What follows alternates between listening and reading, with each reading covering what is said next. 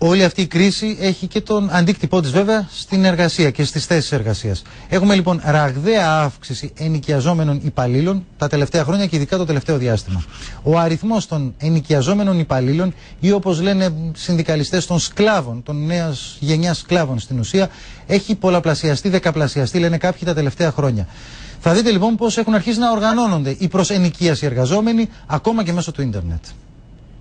Αν και είμαστε ουσιαστικά, θεωρούμαστε για τους πελάτες υπάλληλοι τραπεζών, στην ουσία είμαστε υπάλληλοι κάποιας ιδιωτικής εταιρείας.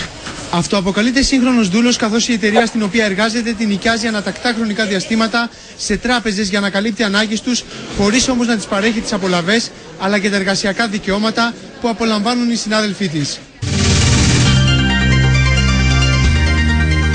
Νιώθω ότι κάποιοι με χρησιμοποιούν για κάποια πράγματα, δεδομένου ότι υπάρχουν και ανάγκες αυτή την περίοδο όσον αφορά, ξέρουμε όλοι για την ανεργία, ότι υπάρχουν παιδιά οι οποίοι έχουν κάποιες σπουδές από πίσω, οι οποίοι έχουν κάποια πτυχία από πίσω και ήδη από τους συναδέλφους μου γνωρίζω ότι είναι κάποιοι έχουν πτυχίο και γιατρού ακόμα και αναγκάζονται και δουλεύουν σε αυτές τις εταιρείες για να καλύψουν και κάποιες ανάγκες τους. Ο μισθός που έπαιρνες? Ο μισθός ήταν ο βασικός. Ξεκινάει από τα 550 ευρώ. Σε αυτό το σύγχρονο δουλεμπόριο οι ενοικιαζόμενοι εργαζόμενοι δεν έχουν δικαιώματα. Η απειλή της απόλυσης περιφέρεται συνεχώς επάνω από το κεφάλι τους. Ένας μόνιμος υπάλληλος μπορεί να μιλήσει, να αντιδράσει, να αρνηθεί κάτι που δεν πρέπει να κάνει. Ενώ ο ενοικιαζόμενος δυστυχώς υποκύπτει σε όλες τις συνθήκες και σε όλα ό,τι ζητάει η επιχείρηση. Όταν μπαίνουν εταιρείες ή συμβάσεις έργου μέσα σε μια εταιρεία, εκτός την παραγωγή που διαφοροποιούνται και τα δικαιώματά μας.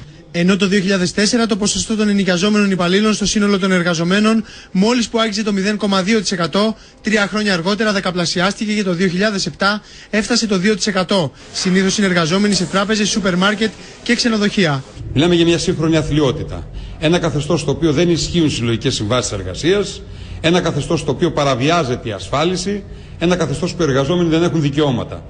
Πρόσφατα οι σύγχρονοι σκλάβοι, διεκδικώντας όπως λένε τα αυτονόητα, δημιούργησαν και μπλοκ στο διαδίκτυο. Οι ενοικιαζόμενοι καλύπτουν πάγιες και διαρκείς ανάγκες, πολλοί από αυτούς για 3, 5 ή και περισσότερα χρόνια. Οι ξενοδοχοϊπάλληλοι στις 16 Σεπτεμβρίου ετοιμάζουν κινητοποιήσεις για τα βαρέα και ανθυγιεινά και εξηγούν ότι οι ενοικιαζόμενοι είναι οι πρώτοι εργαζόμενοι στον κλάδο τους που δεν απολαμβάνουν αυτό το προνομιακό καθεστώς ασφάλισης.